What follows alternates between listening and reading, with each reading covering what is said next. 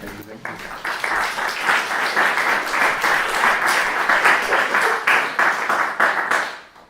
Perhaps for me, with the sort of hybrid, weird career that I have found myself living, I perhaps secretly aspired to it, but didn't know if it would actually turn into it, because when you start out in a career, particularly in the arts, as people have eloquently attested to today and yesterday, it's all about the unpredictable.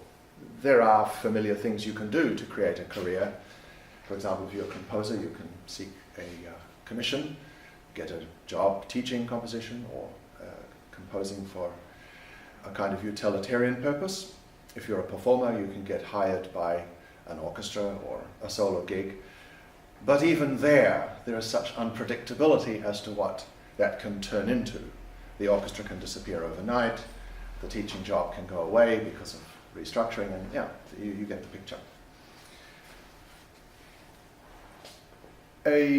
About a month ago, I had the invitation to present a small performance at the end of the National Concerto competition here in Christchurch. This is a competition when I was still doing those sorts of things. I won in 1985. And four finalists played four very heroic and enormous concertos with the New Zealand Symphony Orchestra, all of them, by the way, doing so brilliantly.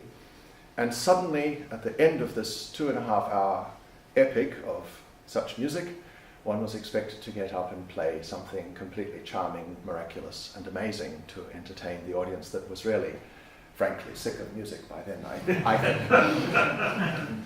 And to sort of help the situation along, the main organizer of the affair decided it would be best if he grant a little interview or conduct a little interview with me.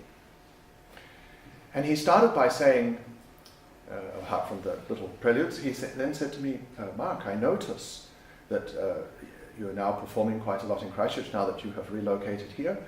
And I noticed next week you are playing a recital at the new facility here, the piano, but you're playing it on the piano. And it's got a really weird title. It's called Music in the Key of Goat. And there's a good reason why it's called Music in the Key of Goat, but I didn't address that then. Instead, he then followed that up by saying, so I hear that you are a composer. In fact, we're about to hear one of your compositions. You a professor of music at the university, so you're a teacher. You're a performer as a violin and viola. We know about that. You won the competition as a violinist. And now I see that you're a pianist. I mean, are you any good? And I wasn't told ahead of time what these questions would be. And you do kind of sit there with all of the assembled people. Now suddenly they were getting their entertainment's worth. This wasn't music, this was a kind of blood sport. And so, I don't know where this answer came from, but I leaned into the microphone and said, I don't take vacations. And that seemed to satisfy them. The piece that I then played for them, of my own, was a very significant piece for me just in my development as a composer, as a creative artist. It was called Pi Waka Waka, or in other words, the fantail. And it was a piece I wrote after having done my doctoral dissertation at UC San Diego, which essentially was a series of what I call creative transcriptions, very much influenced by the examples of Michael Finnessy and like-minded cultural manipulators, if you like. And this lengthy tome, I was told delightfully that it was the third longest dissertation in the history of the University of California by page number. And it took 10 years to write. I'll point out it was 10 relatively stress-free years, but it was still an intense undertaking. And by the time I finished what turned out to be the string quartet as the end of that, I was exhausted, creatively speaking, and I decided to just arbitrarily take a year off and thought something will bubble to the surface a year later and I'll be able to write something. I don't know what. I mean, I'd been very self-conscious in this dissertation because I knew I had to defend it.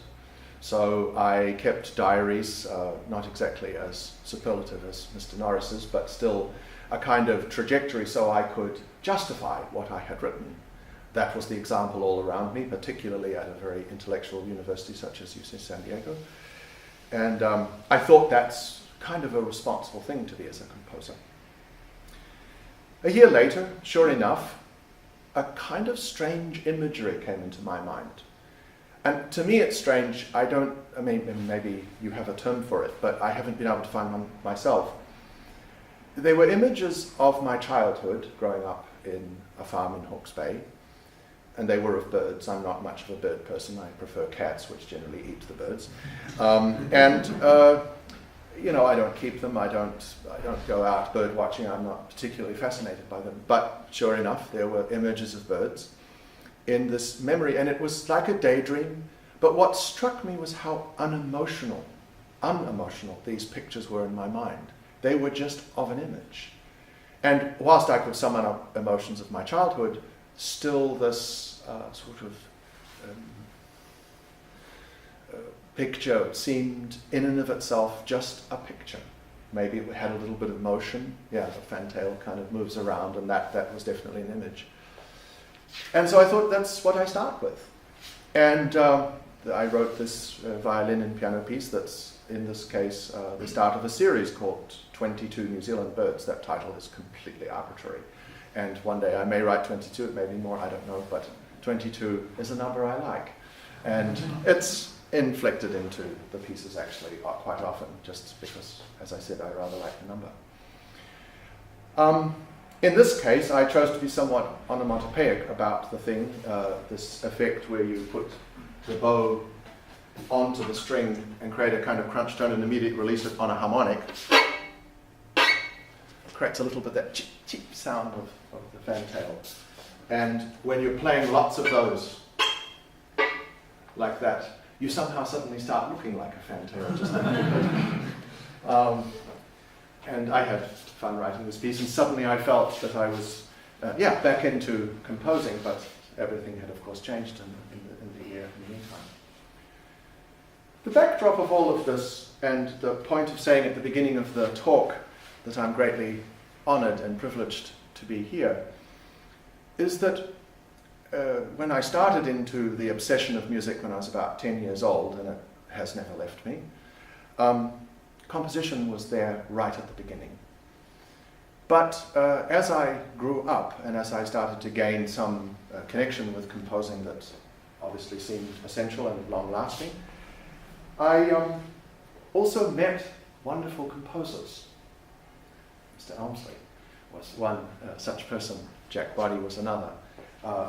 Nelson in 1984 was my first real encounter with the fact that music was becoming. It wasn't just this monolithic, judgmental thing where everybody dressed up in penguin outfits played their Beethoven and Benjamin Britten. And there was, you never met the artists, etc., etc. And this idea that there was a group of people that was making music and they were so excited what it could become, that suddenly I connected with my childhood, childish books about Schubert or about Handel. It felt the same. It felt that same sort of sense of spirit. As I sort of got really into that social aspect of music making and it being such an animating spirit for me, I didn't want to compete in the business model of these friends of mine.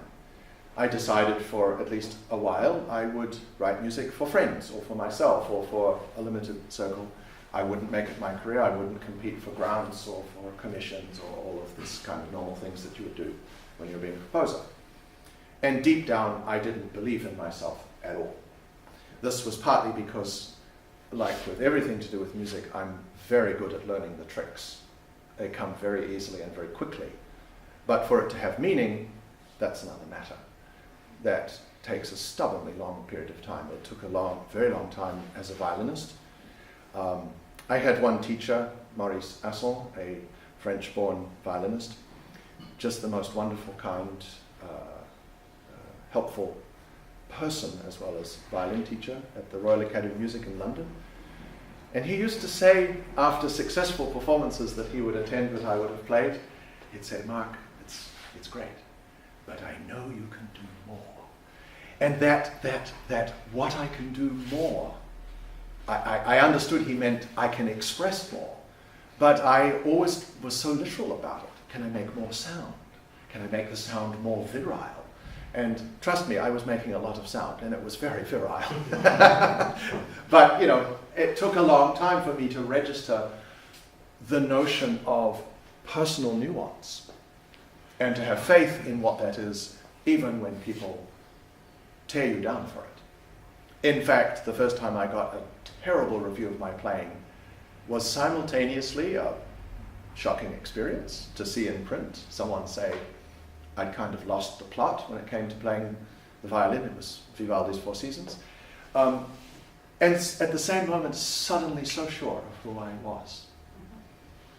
I'm sure all of you have experienced something along those lines.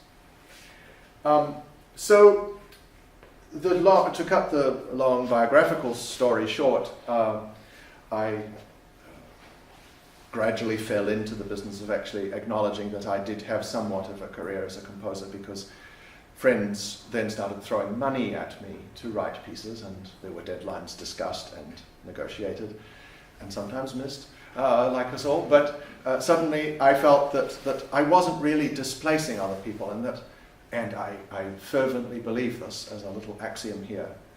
I actually think the capacity of a country, a place, a society, a community to receive art and music is, I wouldn't say infinite, but it's certainly infinitely more than what particular bean counters would think it is possible to do. Because in the end, when you connect with people, when you have a sense of cultural agency, the notion of generosity is always a part of that. And I've experienced this time and time and time again. When you take the risk, there'll always be people there to go with you on the risk. Audience, attention, all of these kinds of things. So I've learned to ignore the feelings of gravity when people say, but there is no justifiable reason, no marketing reason why we should do a Fernie-Ho series in New York. So you go and do the jolly Fernie-Ho series in New York. You're the first professional ensemble, as I did with Sospeso in New York City. And we got a full spread in the New York Times with pictures and everything. And of course the income that came from that over the next 10 years was enormous. And we couldn't buy it and we couldn't predict it. The New York Times might have ignored it altogether. But in the end they found it completely irresistible, this kind of eccentric Englishman that had written music.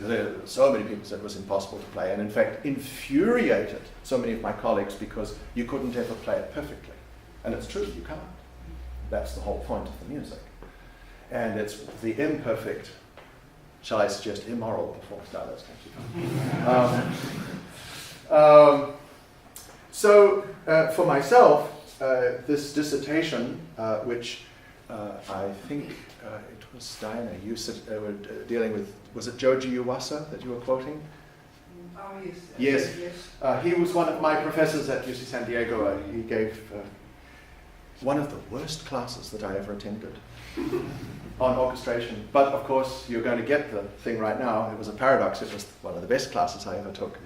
He was virtually inarticulate. He would burst into tears in the middle of lectures, and this was undergraduates and graduates. And he said it was about orchestration, but actually it was about creative transcription. He often is inspired by visual elements that he's drawn, or the photographs, or whatever, and then he's transcribing that into music, much like Xenakis did through most of his career, etc., etc. And he wanted to share this for the undergraduates that were taking a voluntary course at UC San Diego, where there is no real undergraduate music program per se.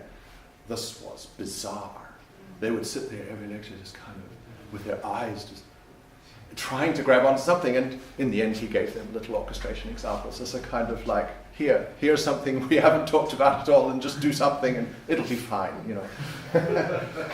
But I got so much out of it because there was suddenly a pathway, and he had shown the pathway. I am not a visual person in that way, despite this little talk about Biwaka Waka. It's still it's not where I first start most of the time. I start with visceral things to do with sound and to do with, even sometimes conceptual ideas, but around sound and time and all of these matters. And but I think that was the greatest help, was that he was showing his way, but he made it almost impossible for you to copy it or to emulate it actually in any real way, because he was so idiosyncratic and actually somewhat arbitrary about the reasons he chose this as the other. The same like in the end, if you look at Xenakis' process, it was pretty arbitrary other than a few pieces that had something more specific to it. At least that's my feeling about it. So, a composer I have become. And the part of my life that has sort of been the vortex, the center of the vortex around which all of these things sprinkle, is teaching. I have positioned myself in a very conventional way, shall we say, as a university teacher, first at Cal Arts and then now at Canterbury. And I have done that partly out of course, practical necessity. It's very convenient in terms of having a base.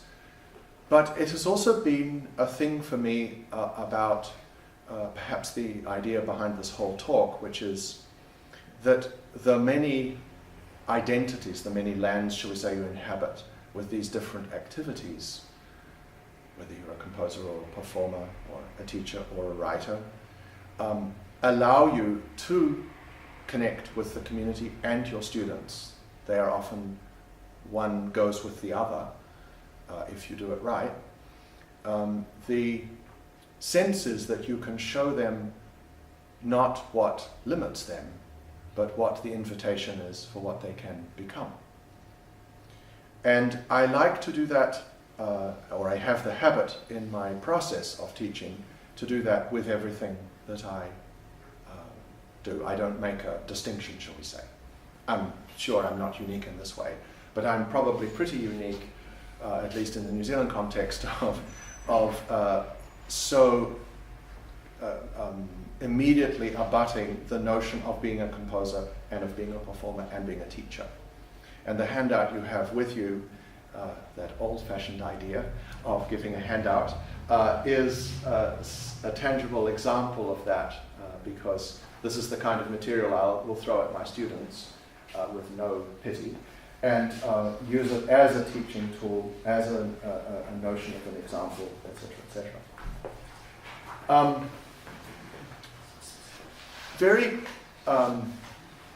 Very succinctly, essentially, and I'm going to do this by an example, a visceral example. That's why partly I have the violin. If you're teaching somebody how to play the violin, like any other skill, there are certain things that a lot of us agree upon as the basis of a technique. For example, one of the hardest, most obnoxious things to do on a violin is play one straight bow with a reasonable amount of evenness. The reason why is very simple. The bow is a device waiting to bounce. So you've all heard, and maybe you've tried yourself, when you first put the bow on string, it does that, or those shaky things. And if I get extra nervous today and my hand shakes a little, you'll kind of hear a trace of that. You learn to control it, but it is a bounce waiting to happen, and that's not what you're trying to do with the long bow. Likewise, when you open the arm out, there are so many complex sort of devices that are happening between the shoulder and the wrist, let alone the support from the lower lumbar, let alone the way that you stand, let alone your mental state. I mean, these are all things that you have to address with a young violinist learning to play a beautiful long note. What I have discovered is that whilst, of course, you end up addressing that, and sometimes you address it with tension and anxiety attached to it because the student wishes to attain it, at the same time I have learned that by, and of course this I'm preaching to the choir, but you know that another way of teaching that is by distracting one from that. If you learn to control every other aspect of how the instrument works, for example, the bouncing bow, the different way it can, even if it's a non-pitched note, even if it's unrhythmic. How does that feel? You're already teaching the student the feel of the bow, a respect for the wood, as to quote Mr. Nakashima. There is the sense that you are connecting with the instrument. I found that when I first was beginning to learn to play huge numbers of microtones in a piece, quarter tones, when I started that in 1994 was the date I started that. I played a few before then, but up till then I had played music that didn't have these in them, or very many. And there I had pieces saturated in them. Suddenly, the notion of intonation was a delightful garden to explore, even in tonal music, because you simply had developed an ear. You had developed a feel for nuance. And so with the traditional notion of teaching a violinist how to play, being that you're kind of building it up like a stone wall or like a pyramid, I just don't believe that anymore at all. And the idea that first we learn how to do the most basic things and then we put on more complex things in contemporary music when you're doing your doctorate would be the logic, then I think you've lost it. I think the notion that all of these techniques are all at the service of the most basic and at the same time the most sophisticated. And the ability to connect with your community, your creative people, if I don't give that to my students, I truly have failed. So the examples here, I've given you an excerpt of a piece called Many Lands that includes my poetry at the front. This came out of a project where I was invited to, it was a commission along with two of my students to honor a potter and a visual artist and sculptor from Oregon, Betty Phoebus. She also had introduced to that part of the United States. Suzuki was a personal friend of Suzuki, was a violinist herself. And I wanted to connect the notion, because all the materials for her pottery came from the local quarries, from the local land, and she wanted to represent in the creation of these pottery items shapes of the land. Well, that somehow was irresistible to me, with a kind of notion of land and a respect of it and a connection with it from New Zealand. So I connected with that. And I wrote a composition that, whatever, you see an example of some of what I write. If you turn the page to this pre-printed thing of Bach, it's from the Third Violin Sonata. In the same concert, because Betty loved to play the solo Bach pieces, and I was asked to play a solo Bach sonata, but in the context of all this creativity, of her originality, the last thing I wanted to do was to just stand up and play a solo Bach sonata while my two students, who are, well, they were not students anymore, they were colleagues, were fantastic players themselves. It just seemed rude and inappropriate. So I basically did a creative transcription of Bach for 3 violinists and a bassoonist. So it starts out with the pure Bach in his style of dialogue. Eventually the fugue is orchestrated simply with 3 violins. The adagio is, the largo is a bassoon solo with a pizzicato accompaniment, where I've realized the harmony, but it goes a bit Stravinsky at times.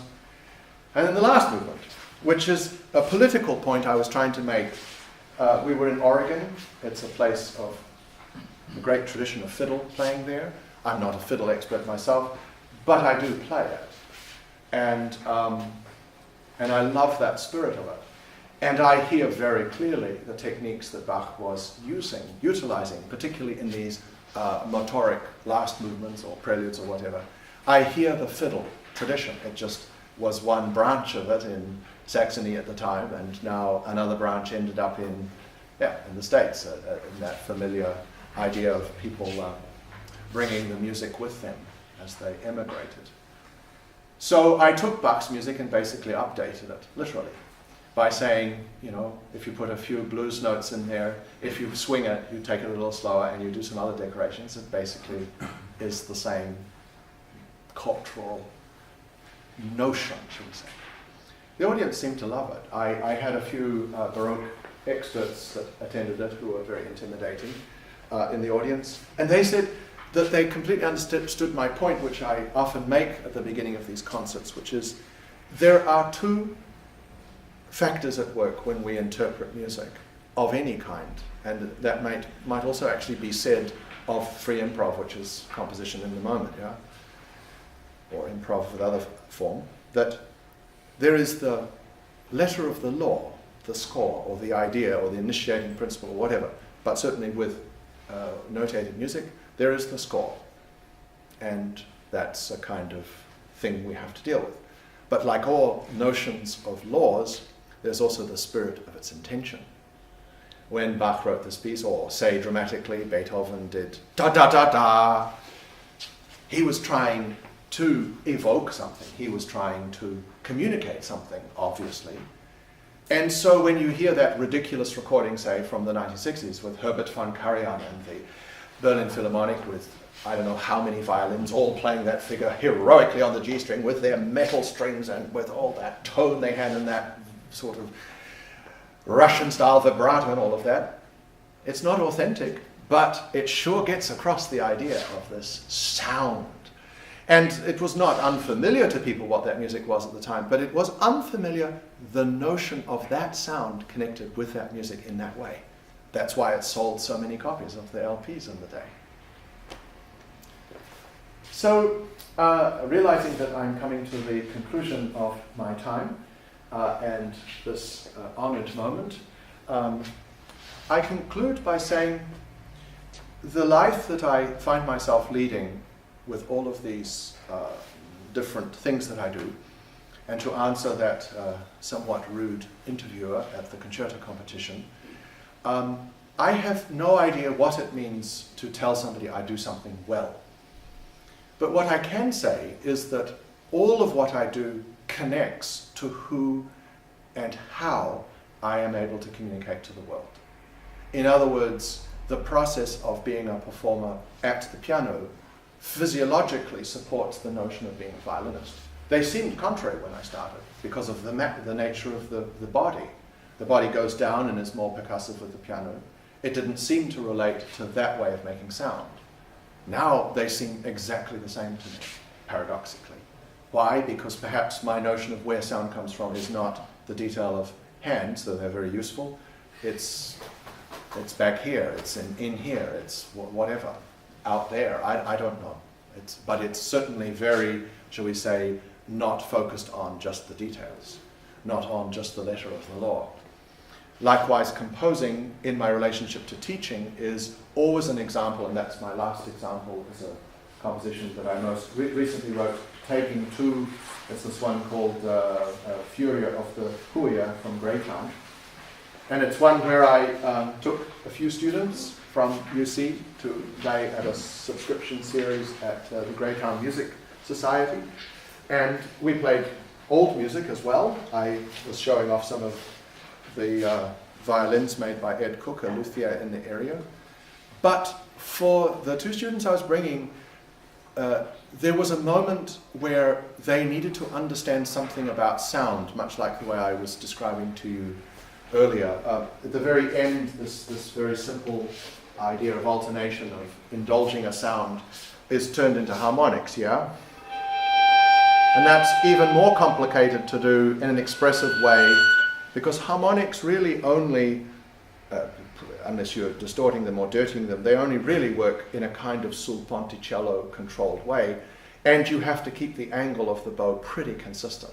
And that's kind of a nightmare. It's not the place you're used to playing the bow and then blah, blah, blah, blah, blah, blah. And so this is without sort of sitting and watching them play their whatever piece and say, hey, you don't have good bow control. The bow's at a funny angle, and then there's something in the sound is not quite, and you get the picture.